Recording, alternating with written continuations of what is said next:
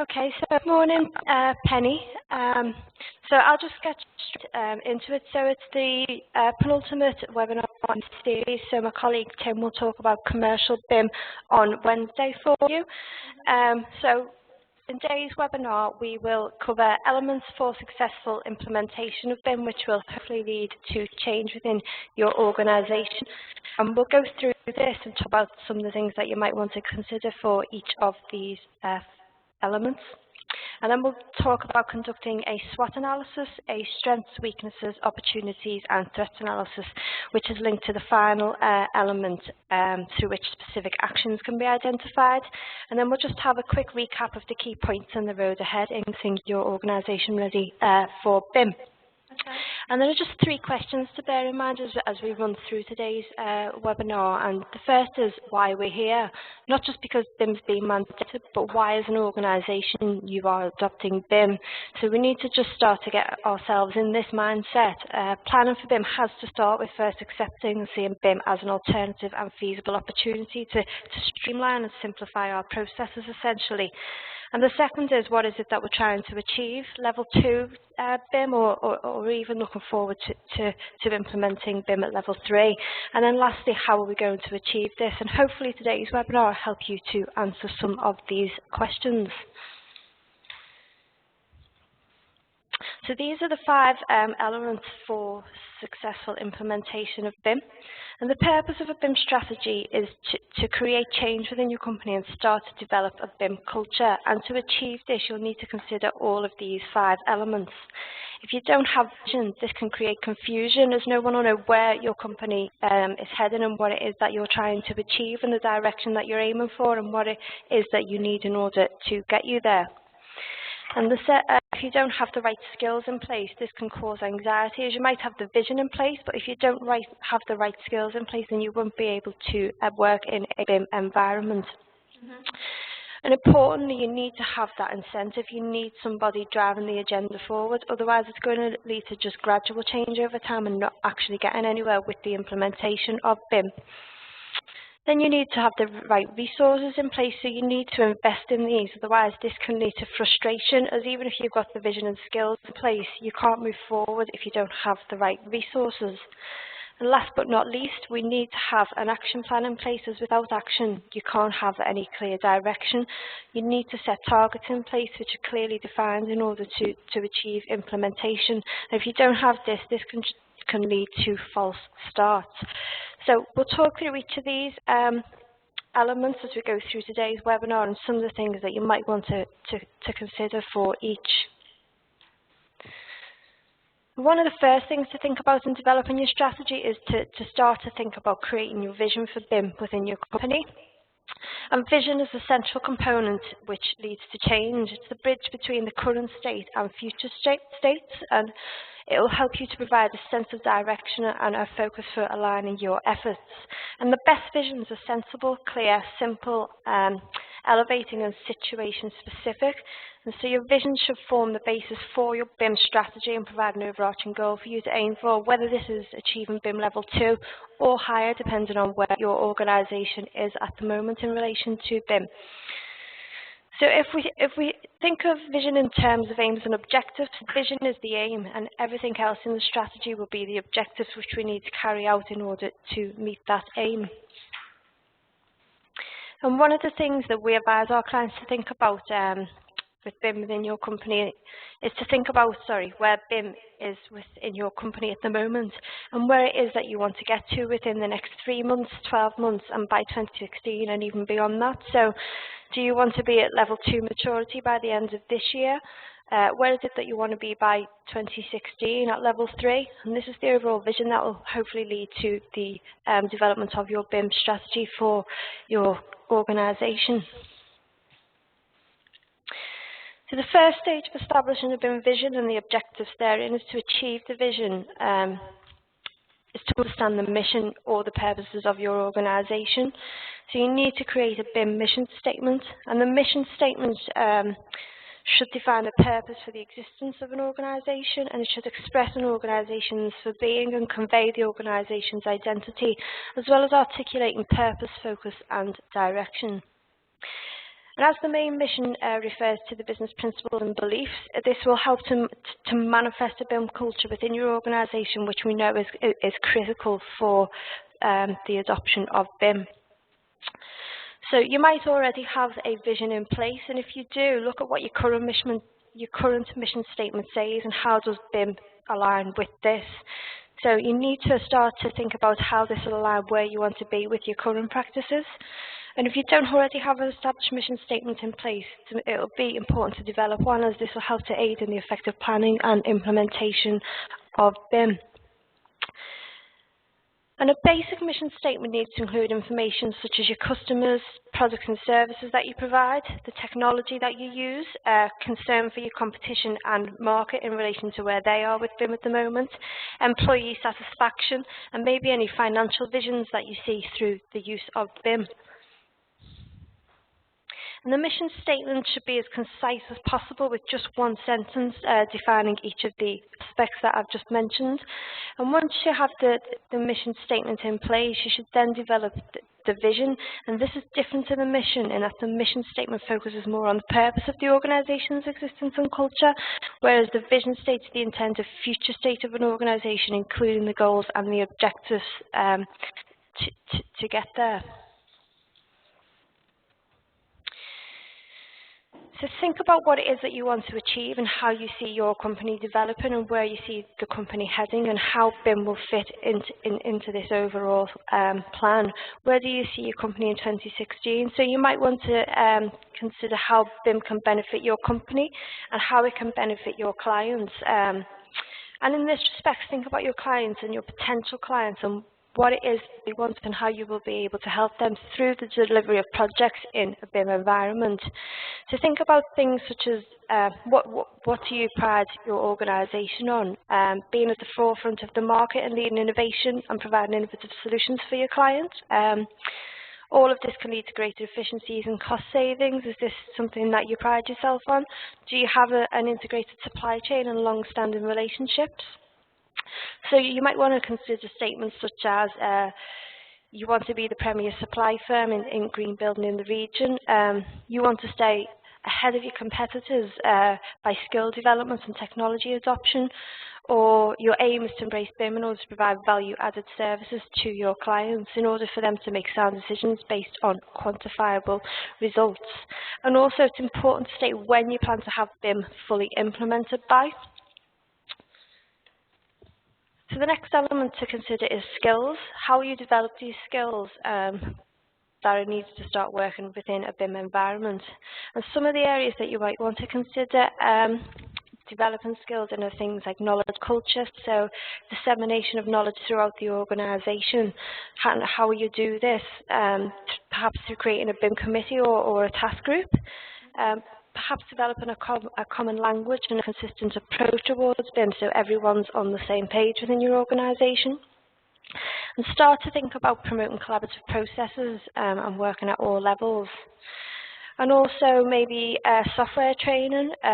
When does this need to be done by and who needs to have the training? And once you've undertaken this, when will the adoption of software rollout happen? And is any further external training needed? And when will this happen by? And you need to set dates for this to be achieved by. This is really important, as then you've got something to work towards. And one way of developing skills might be also to start looking into developing BIM experience in a live project environment. So maybe piloting a project in BIM. So you might want to speak to potential clients and your supply chain to see if they're willing to do this, or they might even start to consider doing it for themselves. I know a number of the companies that we've worked with through the NFB have already started to assess this themselves and have started assessing their clients and the supply chain, and some are now piloting some projects within BIM environments. Even if it's just setting up a common data environment and starting to use those platforms as sharing and just beginning to familiarise yourself and your organisation of working within a BIM environment. So the next element is incentive, and this aligns very much with why you're adopting BIM. So think of the vision and the uses and benefits of BIM and how they apply to your company and what it is that you as a company are trying to achieve from this. So you'll need to make everyone in the organisation aware of this and what it is that you as an organisation are trying to achieve. So what's the overall incentive for you to be adopting BIM, apart from the fact, as we know, that it's government mandated? Start thinking that this is actually something that will benefit you as a company moving forward. So is it about delivering best value to clients in terms of cost, quality, timely delivery, with i.e. wins you more work? Or is it about right first time thinking, having the right people at the right time, making the right decisions, with everyone involved right from the beginning of the process? Or maybe you see it as that business as usual is not an option, and this is perhaps the biggest incentive for us at the moment to be adopting BIM. Whether you want to do it or not, BIM is here and it is being rolled out across the industry, and so it's not going anywhere, and so we need to start moving along with the agenda if we want to secure a place in the market.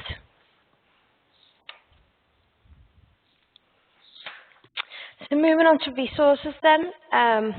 As I said previously, you need to start thinking about what resources that you currently have in place and where do they fit with BIM.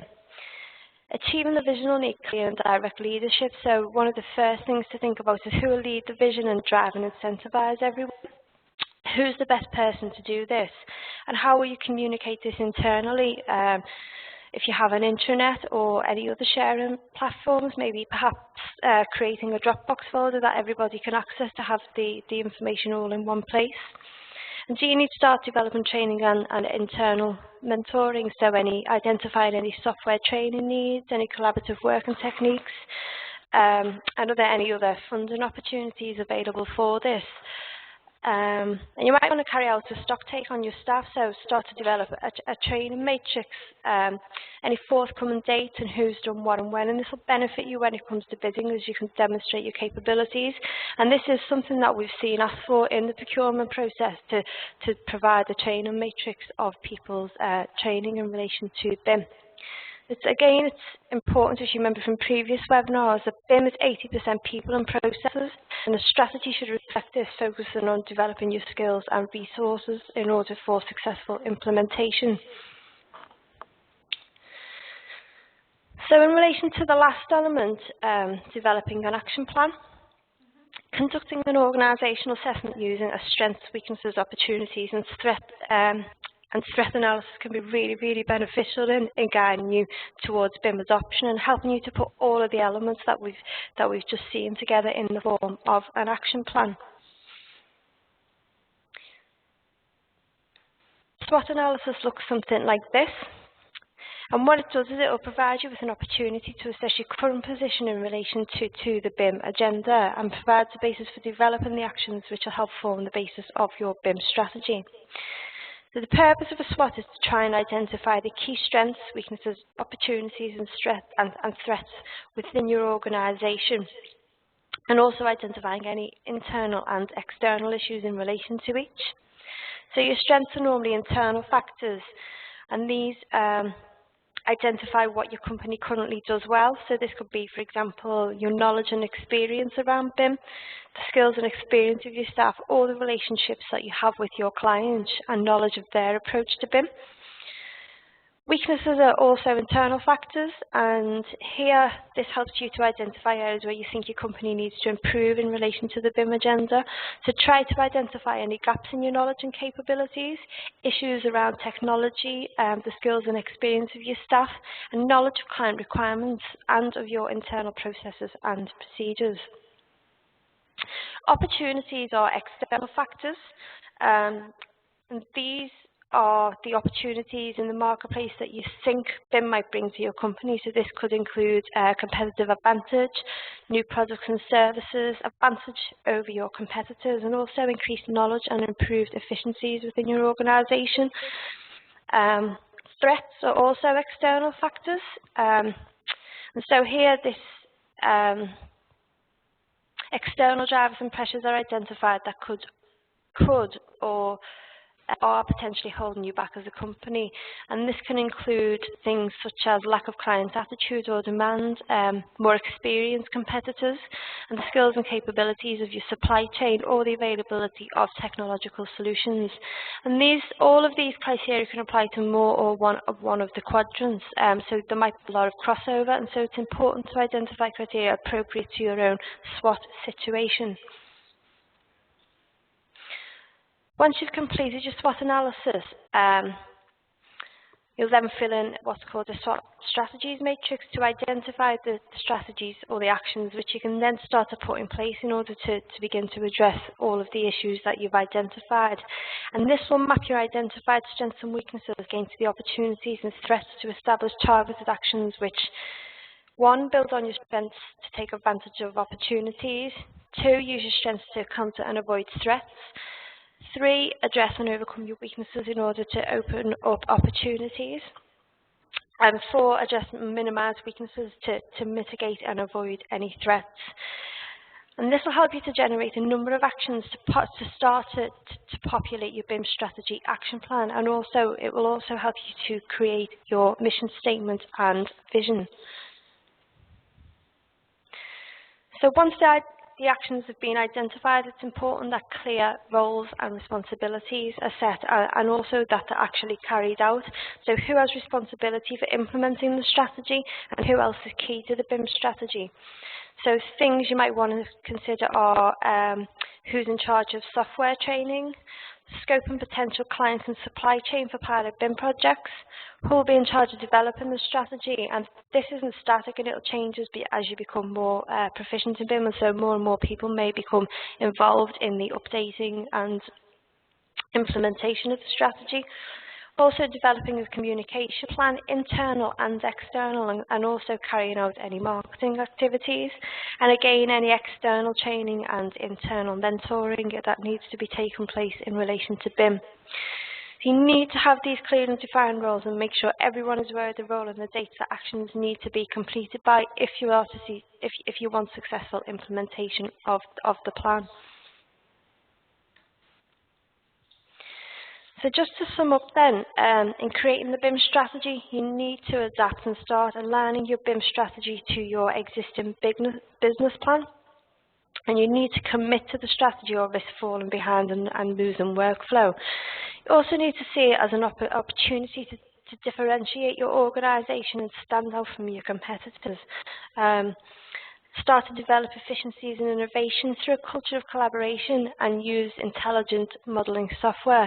In relation to collaboration, a lot of the frameworks I've been working on with clients at the moment, collaboration is the key factor.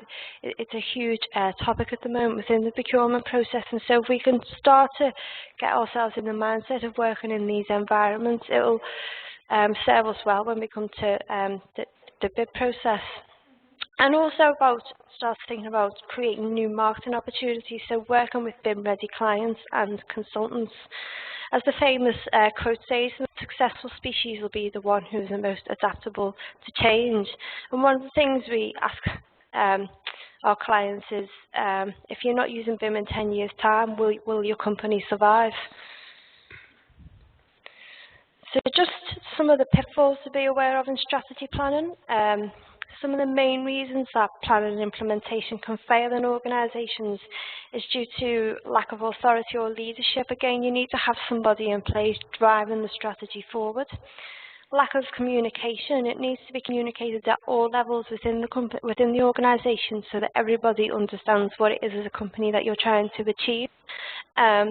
We've seen this on a lot of the NFB programs, people work in a kind of silo trying to drive BIM forward in their organisation, but it's only once everyone's on board, including top-level management, driving it down, and from a top-down and a bottom-up approach is the best approach for successful implementation. Failure to manage change and improper planning for time and resources, and again, the strategy will help you to make sure that this is on track. Also, a lack of consistent, continuous communication. This needs to be constantly driven throughout the company, and everybody updated to keep the momentum and the motivation going. Like any new process, BIM implementation has a learning curve associated with it, and this is of importance for organisations with relatively low or no experience with BIM, as a lack of familiarity can often carry higher risks. But with more detailed planning, you should be able to achieve improved clarity of the process, which will help to reduce the risk to your organisation. So again, plan and stick with the strategy and the action plan that you've developed within this, and make sure that you implement it. Periodically review things that have worked and things that haven't, and assess why not. So you might want to do regular SWOT analyses to map where you've improved and identify gaps for improvement as you move along. And the benefits of strategy planning for BIM is that it will help to give you clear understanding of the purpose and missions of the organisation. It will help to identify any gaps for improvement. It helps with consistent defining of organisational goals and BIM objectives to align with the BIM vision within a given time frame.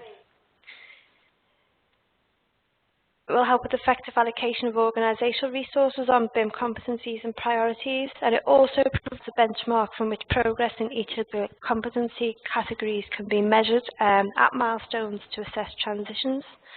And it also promotes teamwork, broad perspectives for planning with multiple opinions from different individuals within an organisation for decision making. So hopefully by now you're feeling BIM ready. Just some of the questions that you might want to start asking if you already haven't, and some actions arising from this might be to raise internal awareness, defining those leadership roles, client and supply chain engagement, and also reviewing your website and incorporate your mission statement and vision for BIM. And again, assess your training requirements, both technological and cultural. So today's webinar has been about ways of assessing organisational procedures and conditions for aligning this with the BIM vision in order to develop a transition plan for implementation of BIM throughout your organisation.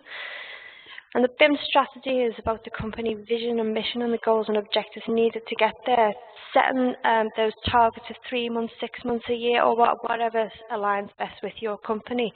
So it's a step-by-step process, so develop measurable and achievable targets based on your own skills and resources, and it's important that you're realistic with your time frames. So it's just use this as a roadmap for where you want to be.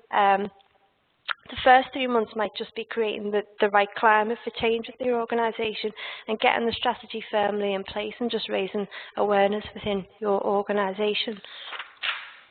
So that brings us to the end of today's webinar. Thank you for listening. Penny, I'm not sure if you have any colleagues with you today. I don't today, no. They're all with a bit thin on the ground today, so I've decided to sit in just on my own and then filter it out. But I did find it's all sort of starting to click in my head now as the webinars go along. You know, we're trying to put things into place. We're doing this growth accelerator thing at the moment as well. We've actually just written our mission statements and things like that, so that tied in well with that. Oh right, yeah, that'll help. Yeah, and I think I've organised a BIM assessment through the NFB as well to help us get started. But no, it's really interesting, and it's, like I say, it's starting to sort of click into place a bit now. Yeah, I mean, what we always say is it's not that much different from what you already do. Yeah. It's just a slightly different way of working. Yeah, I mean, we need to sort of get our document control going a bit better, and we're trying to find the right sort of software for us. We've got existing stuff, obviously, but we need something that we can tie all the different teams up together and then make available to the clients, you know. So I think that's one of our biggest steps we've got to sort out is our document control software. Yeah, well, it sounds like you're heading in the right direction. Hopefully, by implementing a strategy, this might help to give you a bit more guidance. Yeah, I think so. Like I say, that diagram at the beginning, you know, that very with tons of information, or I can't remember what it's called, but this one. No, when we did